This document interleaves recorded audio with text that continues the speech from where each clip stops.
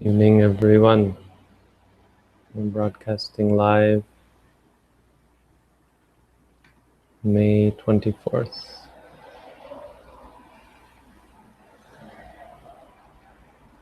Tonight's quote is an answer to an often voiced criticism of Buddhism and meditation practice in general. They call meditation navel gazing, where you're just obsessed with yourself. Navel gazing, as though it's useless or potentially narcissistic, autoerotic was what the Pope called it, one of the previous popes. Yeah, meditation gets a bad rap. We think of it as an escape, running away from your problems, a vacation, something you do at a spa or something. Something like yoga. Now, not to malign, or not to speak badly of yoga, but I don't think meditation that we do is much like yoga, even though people often equate the two or compare the two. But nonetheless, not speaking about yoga, meditation, Buddhist meditation, most sincerely is not an escape or a vacation, right? My meditator's nodding. It's a hard work, it's training. Anyone who's come through this course can tell you. It's a lot more than you usually signed up for. Usually not what we had expected coming in, and that's good. It's not, if it were what you expected, then it wouldn't be working. And that's an important point, because it's enlightenment. We're talking about enlightenment. We're talking about waking up. And by waking up, we mean waking up to truths that we didn't know. We didn't know. How could it not surprise you? How could it not shock you? How could it not challenge you?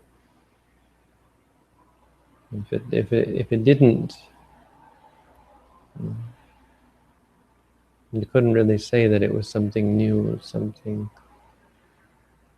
that would change you, something that would bring about positive change, or negative change could be similar. It's not to say that the change or the hard work is, that all hard work is necessarily positive.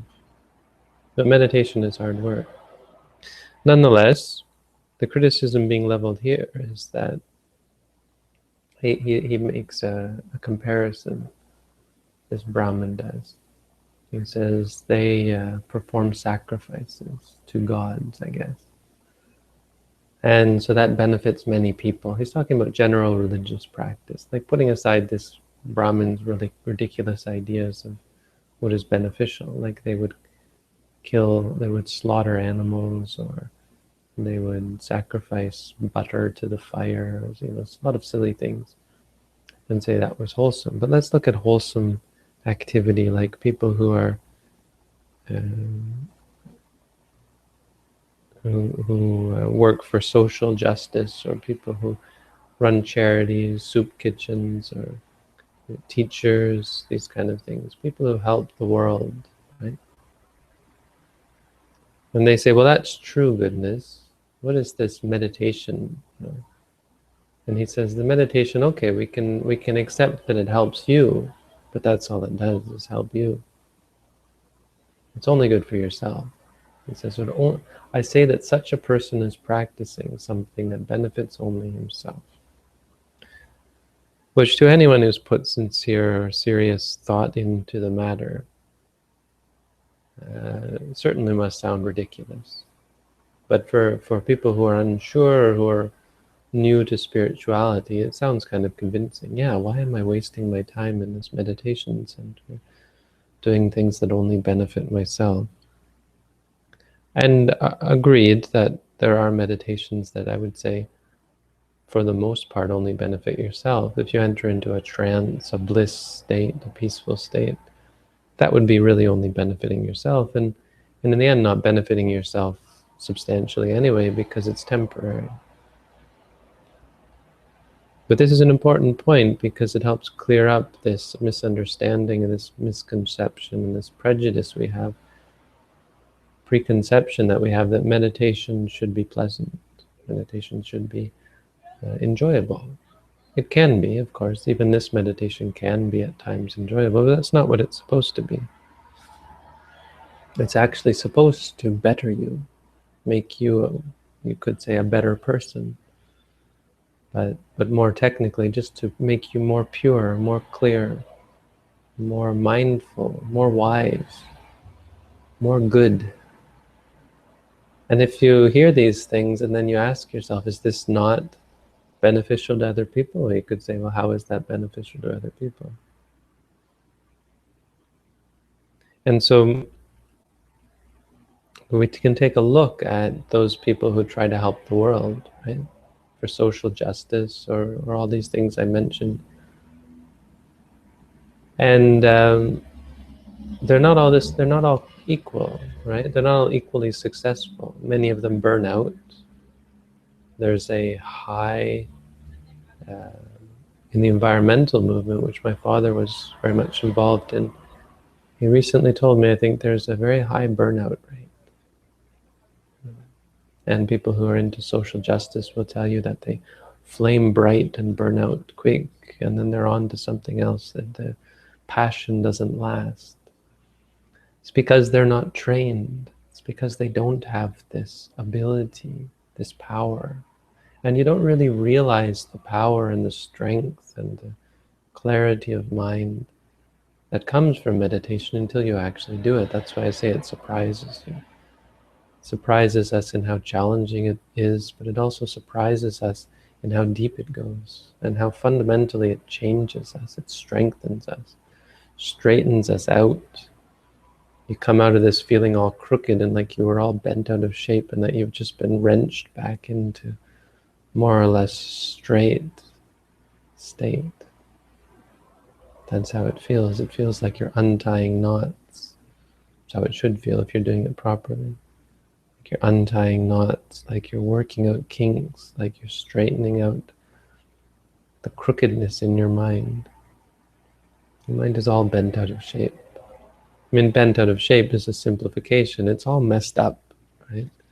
Mixed up, because what we do doesn't have rhyme or reason. Much of it is just based on whim. Our habits are not well thought out. We've been working on our habits since we were children. How could we know what was right and what was wrong? And so we go through life kind of with a half-assed understanding. Half-assed is probably not the technical term. Half-baked.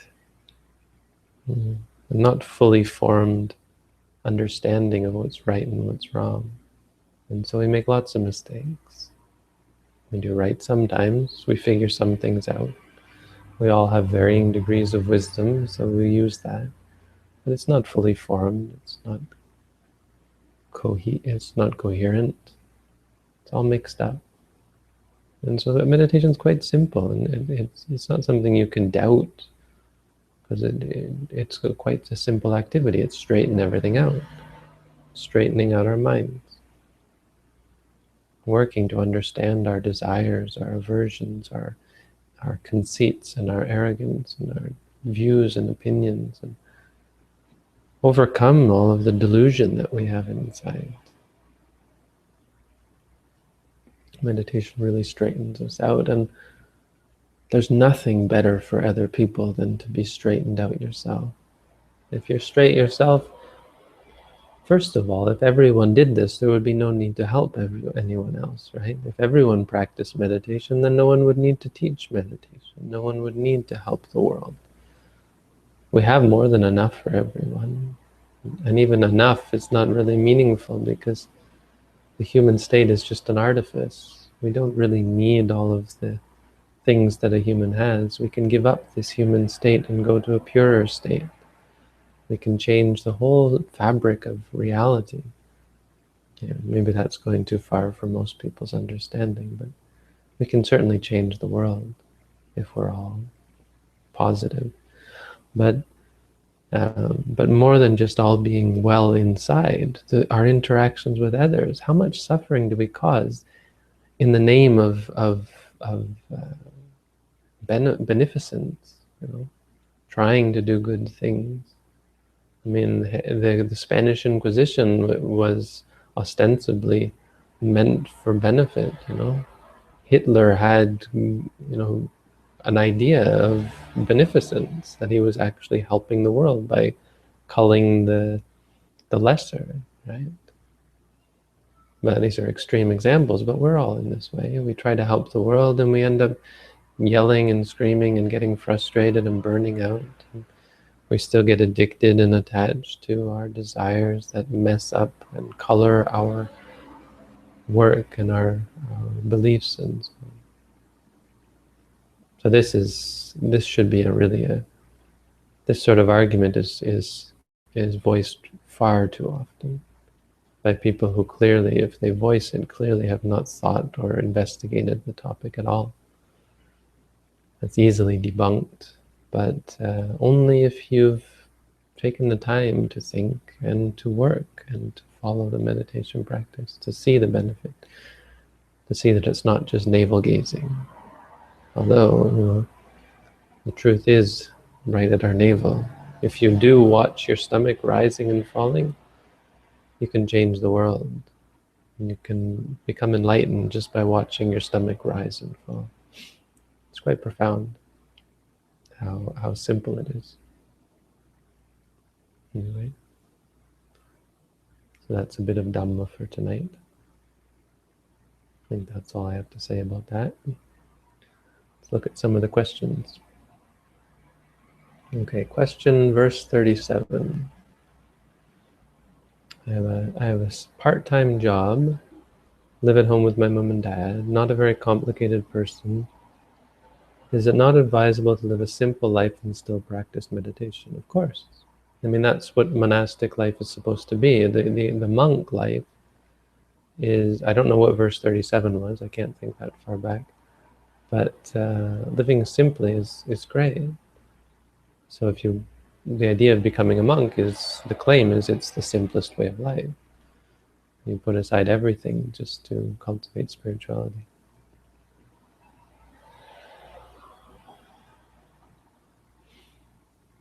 Okay, more question, long question. I've been having doubts as to whether I actually want to free my life of suffering and desire. Well, they're two different things. Desire wouldn't be a problem if it didn't lead to suffering. Sounds quite strange and ignorant. Well, it's natural. Most of us, this was the Dhammapada verse last night. I just re-recorded it. It'll be up soon. So maybe you can watch that. Maybe that'll help. Feel that suffering and desire and all the things that go along with them are part of the typical human experience. And in some way I feel that I would be missing out if I tried to remove them from my life. So many of the greatest human achievements have been inspired or motivated by these things. What would you say about this? It's a very good question. I mean, it's basically the Dhammapada from last night. We do things for, well, it's not based, it's in the same vein. We do things in the world, we all have these things in the world. We want to achieve things, we want to obtain things. We have many desires. I mean, the first thing I can say before getting really into it is that it's not a reason to desire. Your desire is not a reason to desire. You see what I mean? You say, I'm not sure if I want to give up desire. It's kind of funny because of course you don't. That's what desire means, right?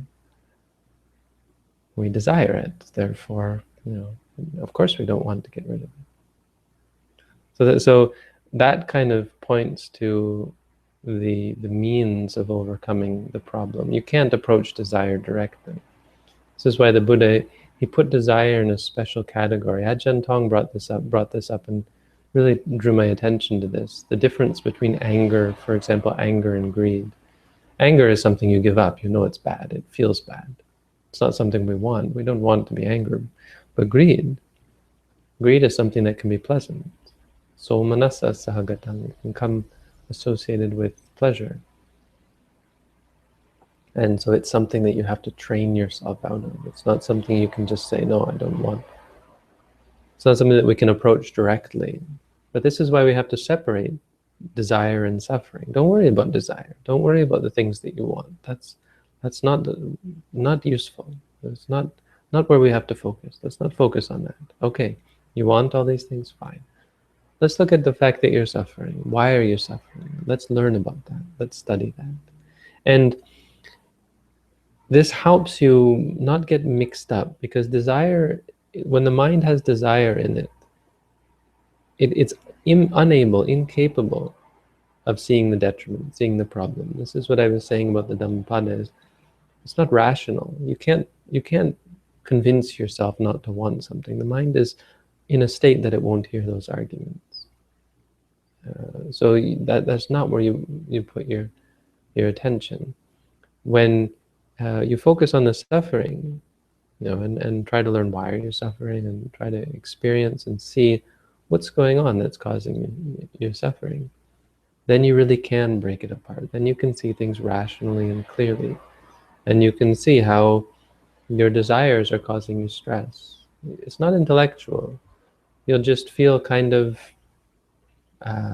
exhausted, wanting the same thing again and again, getting it and then not being satisfied, not getting it and being dissatisfied, and again and again and again, and eventually you get bored of it. This is how spiritual people are. Someone who is very spiritual will feel like this. They'll feel generally bored of life, like they've tried everything and they saw through it. This is a sign of high-mindedness. People who are depressed and want to kill themselves, often it comes from a sort of a wisdom, an understanding that there's just nothing to life. Life is, in the end, just a game, And you play the game enough, you get tired of it. Now, most of us are not tired of it. We're still keen on going after it. And that won't come unless you meditate. Right? And it starts with what is most coarse and most obvious. People who are addicted to really unpleasant things like killing or stealing or lying or cheating or drugs or alcohol. Who are addicted to those things are pretty well able to let go of them because they're intense suffering. Now, attachment to music or food or something like that is much harder to see, and most of us can't or won't ever see it. But when you look, the truth is, regardless of whether we'll see it or not, or whether we want it or not, the truth is, when you look clearly, you will give it up, because you will see undeniably. You don't have to be convinced, and you don't have to convince yourself. You will see without any doubt, any shred of doubt, that it's not worth it. It's not beneficial.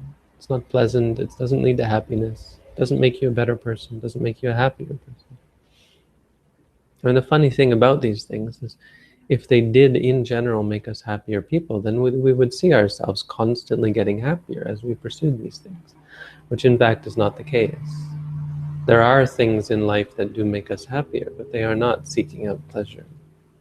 You don't become happier the more you listen to music. When you listen to the music that you like, you're happy, and if you vary it enough so that it's not repetitive, your brain is constantly stimulated, you can maintain that. But you don't become happier. Food doesn't make you happier. Sex doesn't make you happier. It makes you happy, pleasant, pleasured in that moment. Not happier as a person, unhappier. If you for a hedonist, a person who is intent upon this, have them stop and put them in a room where they no longer have these things. See how they fare compared to an ordinary person. They behave very much like a drug addict. This is why jail is torture for so many of us. There was this sensory deprivation chamber that they're talking about where you can't hear anything. It's a perfect silence. And they were saying people couldn't stay in there for more than 45 minutes. They just started to go insane. Now, I can imagine it has an effect on the brain. It's disorienting, but most of that is simply because we desire stimulus. Anyway, so I hope that helps.